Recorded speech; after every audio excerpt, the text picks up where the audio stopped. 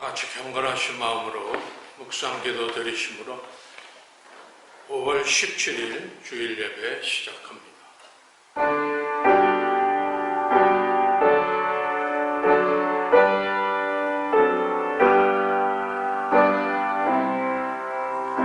온 우주 만물을 창조하시고 세상을 권능으로 다스리시는 사랑의 하나님 아버지, 오늘도 우리가 우리의 모든 정성을 다하여 주님을 마음껏 찬양하며 경배하며 영광 돌리기 원합니다.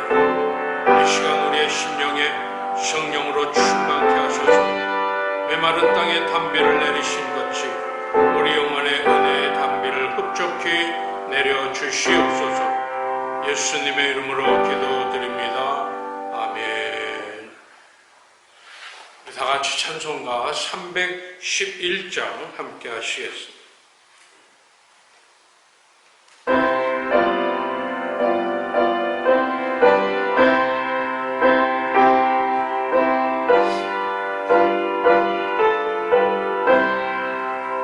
내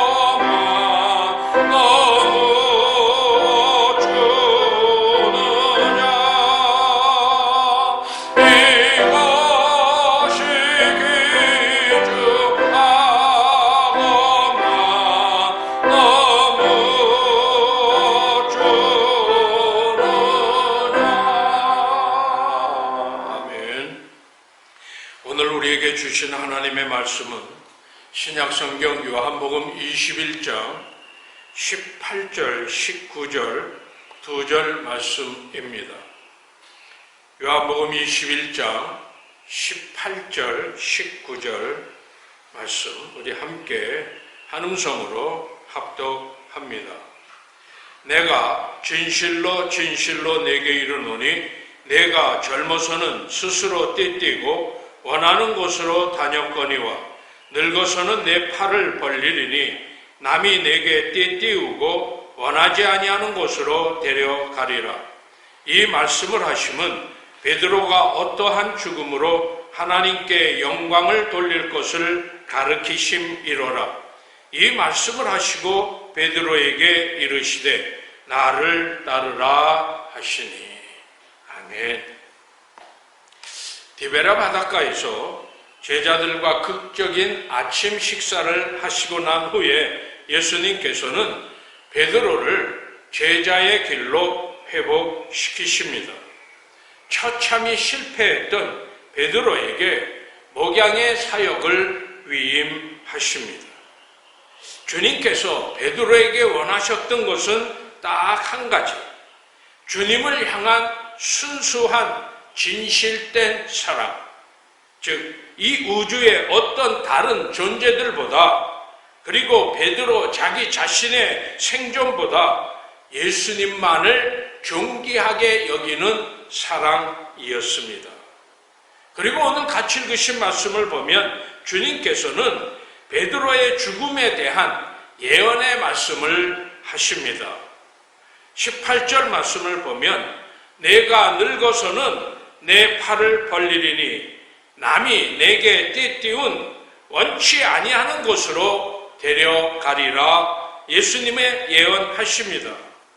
바로 이 말은 베드로가 처형되기에 앞서 두 팔을 벌려 십자가의 횡축을 자기의 어깨에 짊어지고 로마 병정에 의해서 형장으로 끌려가는 모습을 묘사하는 말씀입니다.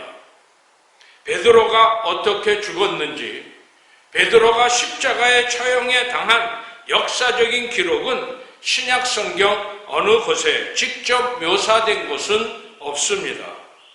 그러나 잘 알려진 교회 전승에 의하면 베드로는 AD 60년 중반에 로마 네로의 황제의 치하에 극렬한 기독교 핍박 시기에 십자가에 거꾸로 달려 처형되었다 기록되어 있습니다. 그런데 오늘 본문의 말씀을 보면 사도 요한은 베드로의 십자가의 처형을 하나님께 영광 돌린 일로 묘사하고 있는 것을 볼 수가 있습니다.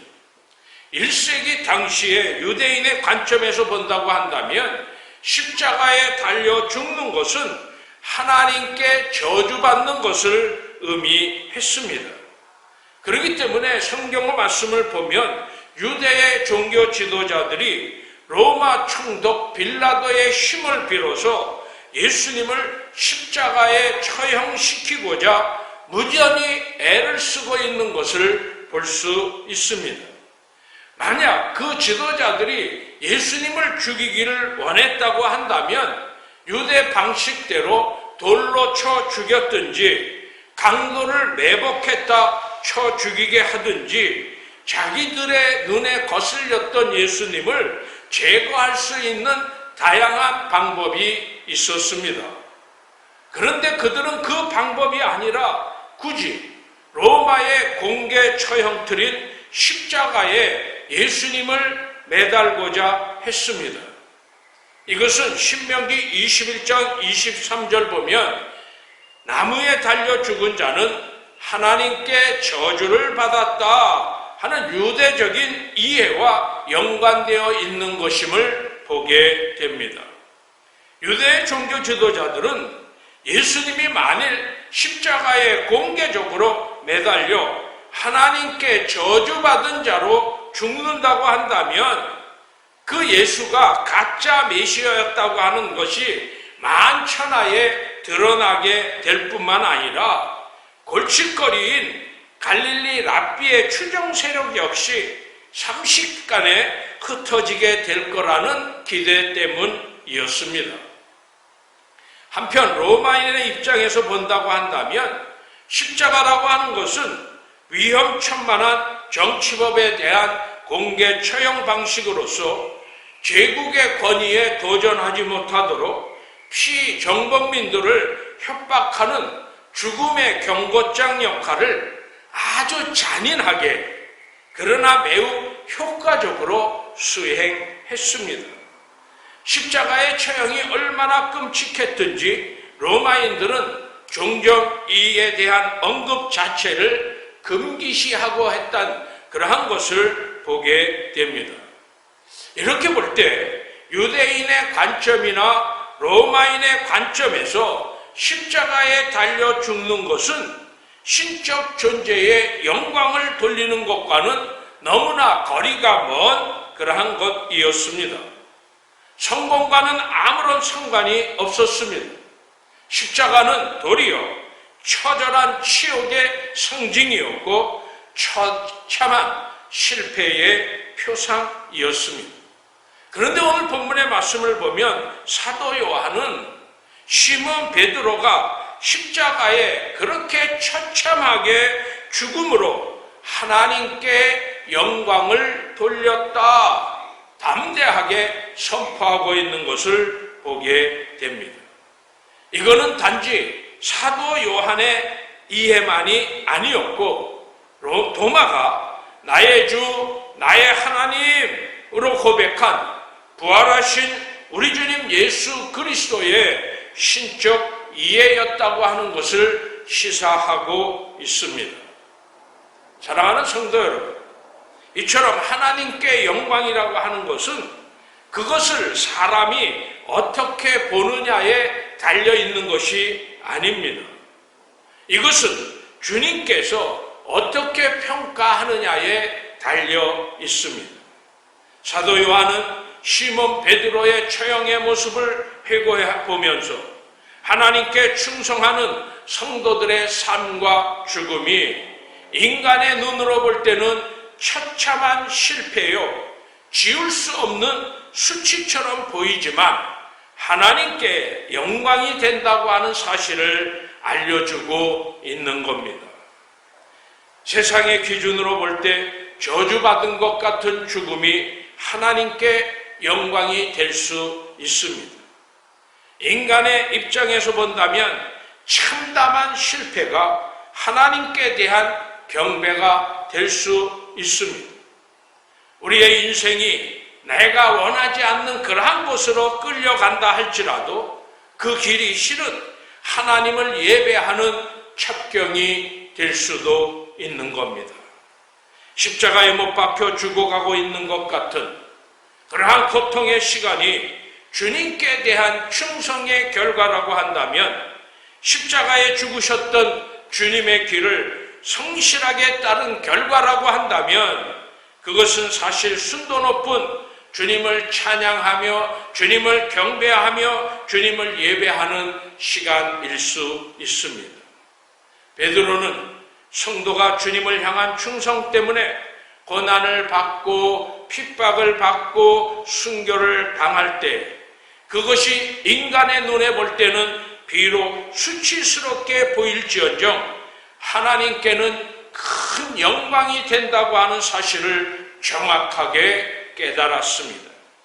그러므로 베드로는 그가 보낸 편지, 첫 번째 편지 4장 14절에서 16절 사이에 너희가 그리스도의 이름으로 치욕을 당하면 복 있는 자로다.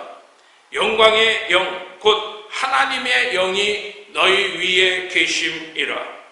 너희 중에 누구든지 살인이나 도둑질이나 악행이나 남의 일을 간섭하는 자로 고난을 받지 말려니와 만일 그리스도인으로 고난을 받으면 부끄러워하지 말고 도리어 그 이름으로 하나님께 영광을 돌리라 말을 합니다. 성도 여러분, 우리의 삶 속에 가장 궁극적으로 중요한 것은 사람의 기준으로 볼 때 내 일이 잘 풀리느냐 그렇지 않느냐에 있는 것이 아닙니다. 지금 내가 처한 이 상황 가운데 내가 충실히 주님의 발자취를 따라가고 있느냐, 여기에 있는 겁니다. 인간의 기준으로 볼 때 모든 일이 잘 풀리지만 하나님께 불순종하느니 고통과 실패를 겪으면서도 하나님께 충성하는 것이 100만 배 더 낫습니다. 내가 주님의 심판대 앞에서 면목 없는 그러한 짓을 하면서 세상의 온갖 영예를 누리며 오늘 세상을 사는 것보다 예수님의 제자로 매일매일 십자가를 짊어지고 고난의 주님을 따라가는 삶이 억만 배 낫다는 사실입니다. 사랑하는 성도 여러분, 1세기의 십자가는 유대인의 관점이나 로마인의 관점에서는 처절한 실패의 상징이었고 결정적 패배의 표징이었습니다. 성공의 사다리를 올라가는 것이 지고의 가치가 되어버려서 심지어 예수님을 주인으로 모시고 주님만을 따른다고 말하고 있는 주님의 제자들마저도 그런 세상적인 가치에 쉽게 지배받고 농락당하는 것이 오늘 우리가 살고 있는 삶의 현실입니다. 물론 실패를 본능적으로 좋아하는 사람은 아무도 없습니다. 하지만 주님께 대한 충성이, 하나님께 대한 정직함이, 힘없는 이웃을 배려하고 대변하는 삶, 바로 그것이 실패라는 피할 수 없는 결과를 우리에게 가져온다고 한다면 그 결과를 끌어안는 것이 바로 하나님께 영광이 된다고 하는 말씀입니다. 우리가 그렇게 십자가의 길을 한 걸음 한 걸음 주님의 발자취를 따라가다가 보면 아이러니하게도 그 길이 실은 승리의 첩경이라고 하는 사실을 깨닫게 됩니다. 하나님께 영광을 돌리기 위해 반드시 사람들의 눈에 근사하게 멋지게 보일 필요는 없습니다. 물론 때로는 사람들 보기에 근사한 모습을 가지고 멋진 그런 모습을 가지고 하나님께 영광을 돌릴 수도 있습니다. 하지만 사람들 보기에 근사한 모습만 하나님께 영광이 된다고 한다면 바로 거기에는 십자가가 우리 예수님이 서 있을 자리가 없는 겁니다.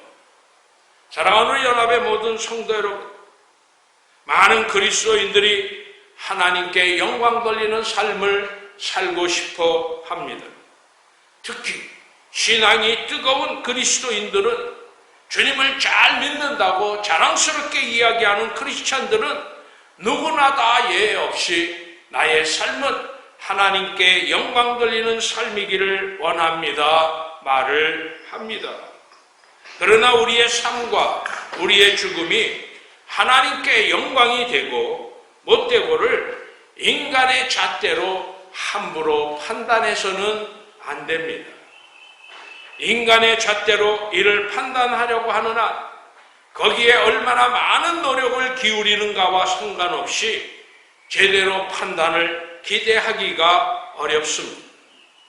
오늘 본문에서 사도 요한은 동료 베드로의 순교를 회고해 보면서 하나님께 끝까지 충성을 다했지만 마치 실패자로 보였던 친구의 삶이 하나님께 큰 영광이 되었다고 하는 것을 주저함 없이 선포하고 있습니다.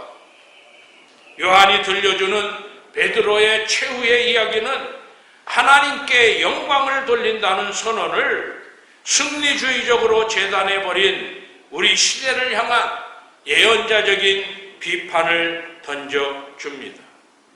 동시에 세상의 기준과 판단에 나 자신을 방치한 채 스스로를 실패자로 나근찍인 그러한 성도들에게 그리스도 안에서 발견되는 진짜 자존감, 성경이 말하는 원조 자신감을 회복시켜 줍니다.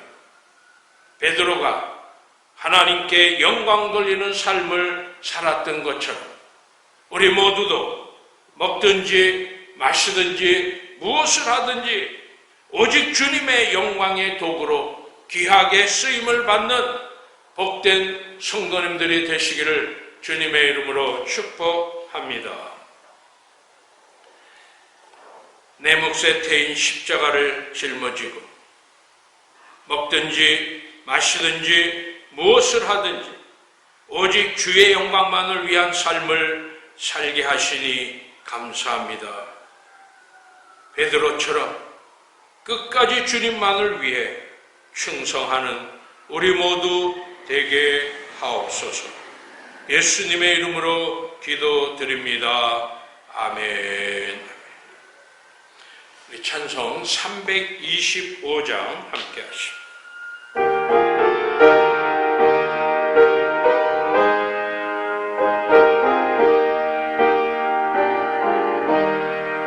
예수가 함께 계시니 시험이 오나 겁없네. 기쁨의 근원 되시는 예수를 위해 삽시다. 날마다 주를 섬기며 언제나 주를 기리고 그 사랑 안에 딴 길로 가지 맙시다. 이 세상 사는 동안에 주 이름 전파하면서 무한한 복락 주시는 예수를 위해 삽시다.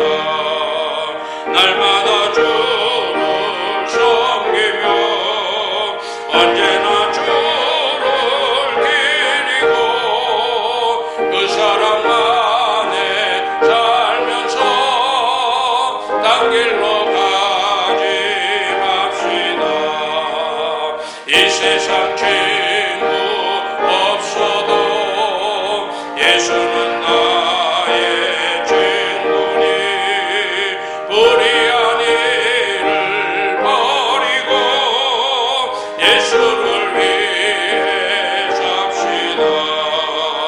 날마다 주를 섬기며 언제나 주를 기리고 그 사랑 안에 살면서 딴 길로 가지 맙시다. 주께서 심판하실 때 잘했다 칭찬하리니 이러한 상급 받도록 예수를 위해 삽시다. 날마다 주를 섬기며 주를 기리고 그 사랑 안에 살면서 딴 길로 가지 맙시다. 아직 코로나 때문에 어렵고 힘든 그런 시간들을 보내고 있지만 우리 성도님들을 위해서 가정과 일터와 사업체와 건강과 자녀들을 위해서 간절한 마음으로 함께 기도해 주시기를 바랍니다. 계속 우리가 기도하고 있지만 특별히 스티브 위해서 우리 기도해 주시기를 바랍니다. 우리 다음 주일부터 약물 치료를 시작하는데 하나님이 직접 치료의 광선을 발해 주셔서 건강하게 외양간에서 나온 송아지처럼 마음껏 뛰는 놀라운 축복의 역사, 치유의 영광이 나타나게 하옵소서. 우리 간절한 마음으로 우리 스티브를 위해 기도해 주시기를 바라고 이 어려운 시기가 빨리 끝날 수 있도록 우리 한 마음으로 같이 기도해 주시기도 바랍니다. 이제 우리 다 일어서셔서 찬송 함께하고 예배 마칩니다.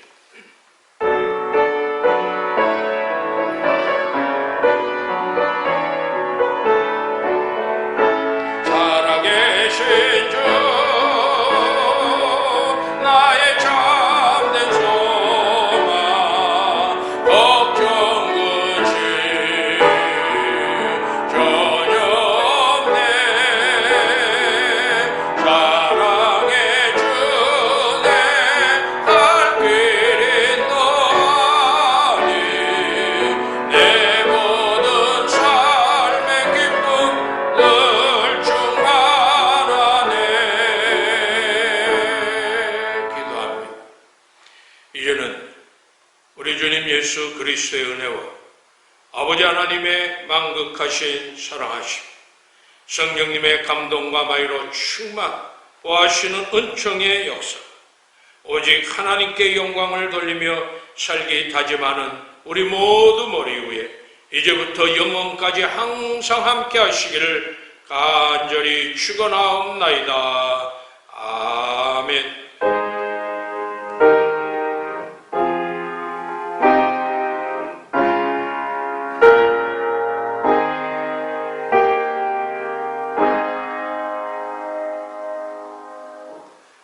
이상으로 예배를 마쳤습니다.